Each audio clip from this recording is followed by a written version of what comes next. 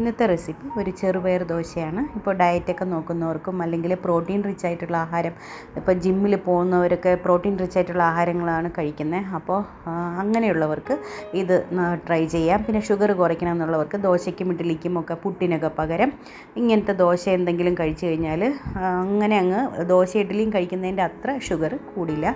പിന്നെ ഞാൻ ഇതിൽ മല്ലിയിലയും പുതിനയിലയും കയ്യിലുള്ളതുകൊണ്ട് ചേർക്കുന്നതേ ഉള്ളൂ, ഒരു മണം കിട്ടും. പിന്നെ ഒരു ചെറിയ ഉള്ളി, കുറച്ച് കറിവേപ്പില, 2 പച്ചമുളക്, ഒരു കഷ്ണം ഇഞ്ചിയും പച്ചമുളകും ഉള്ളിയും ചേർക്കണം. മറ്റത് രണ്ടും നിങ്ങൾക്ക് വേണമെങ്കിൽ ചേർത്താൽ മതി. പിന്നെ കറിവേപ്പില കുറച്ച്, ഒരു നല്ല ശരീരത്തിന് നല്ലതല്ലേ, അതുകൊണ്ട് ഞാൻ ചേർക്കുന്നതേ ഉള്ളൂ. പിന്നെ ഒരു 2 ടേബിൾ സ്പൂൺ റാഗി, നിങ്ങളുടെ കയ്യിൽ മുഴുവൻ റാഗി ഉണ്ടെങ്കിൽ നിങ്ങൾക്കത് ചേർക്കാം.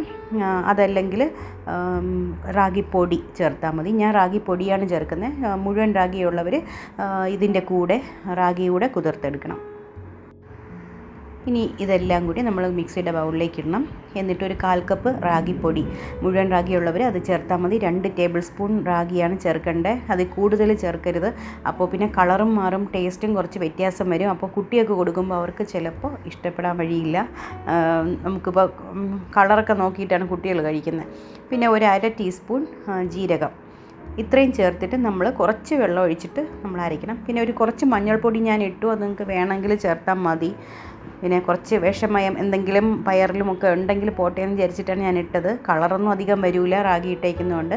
ഇനി മിക്സിയുടെ ബൗളിലേക്ക് കുറച്ച് വെള്ളം ഒഴിച്ച് മിക്സി ഒന്ന് വാഷ് ചെയ്ത് ഇതിനകത്തേക്ക് ഒഴിച്ചു കൊടുക്കാം. വെള്ളം കൂടിപ്പോവരുത്. ഉപ്പ് ചേർക്കുമ്പോഴും സൂക്ഷിച്ച് ചേർക്കണം, അല്ലാത്ത ദോശയിൽ ചേർക്കുന്ന മാതിരി ഉപ്പ് ഇതിൽ ചേരൂല. വളരെ കട്ടി കുറഞ്ഞൊരു മാവാണ്. അപ്പോൾ ഇതിലേക്ക് 1 ടീസ്പൂൺ വെളിച്ചെണ്ണയോ അതല്ലെങ്കിൽ ഒരല്പം നെയ്യോ ചേർത്ത് കൊടുക്കണം. ദോശയ്ക്കൊരു മയം കിട്ടാൻ വേണ്ടിയിട്ടാണ് നമ്മൾ ആ വെളിച്ചെണ്ണ ചേർക്കുന്നത്. ഇത് ഞാൻ രാവിലെ അരച്ചിട്ട് ഒരു 8 മണിക്ക് മോന് പോറായപ്പോഴാണ് ഞാൻ ഉണ്ടാക്കിയത്. പക്ഷേ നമ്മൾ ഫ്രിഡ്ജിൽ തന്നെ വയ്ക്കണം, പുളിച്ചു പോകരുത്. പിന്നെ കുറച്ച് നെയ്യ് ഒഴിച്ചു കൊടുത്തു. കുട്ടിയൊക്കെ നമുക്ക് നെയ്യ് ഉപയോഗിക്കാം, അത് നല്ലൊരു ടേസ്റ്റാണ്. ഇതിൻ്റെ കൂടെ നല്ലൊരു ഒനിയൻ ചട്നിയാണ് ഞാൻ യൂസ് ചെയ്തത്. നമ്മൾ മല്ലിയിലയും ഒക്കെ ചേർത്തിട്ടുണ്ടാക്കുന്ന ഒരു ചട്നിയാണ്, നല്ല ടേസ്റ്റാണ് അത്. ഇതിൻ്റെ കൂടെ നല്ലൊരു കോമ്പിനേഷനാണ്. അതല്ലെങ്കിൽ നിങ്ങൾക്ക് വെള്ള ചട്നി ഉപയോഗിക്കാം. അപ്പോൾ ഇത് എല്ലാവരും കാണണം, ട്രൈ ചെയ്ത് നോക്കണം. കമൻസിൽ പറയണം അത് ഉണ്ടാക്കിയോ ഇല്ലയോ എന്നുള്ളത്. വളരെ ഈസിയാണ്, ഹെൽത്തിയാണ്. അപ്പോൾ നല്ലൊരു വീഡിയോയുമായി കാണാം. ലൈക്ക് ചെയ്യാനും ഷെയർ ചെയ്യാനും മറക്കരുത്. ബൈ.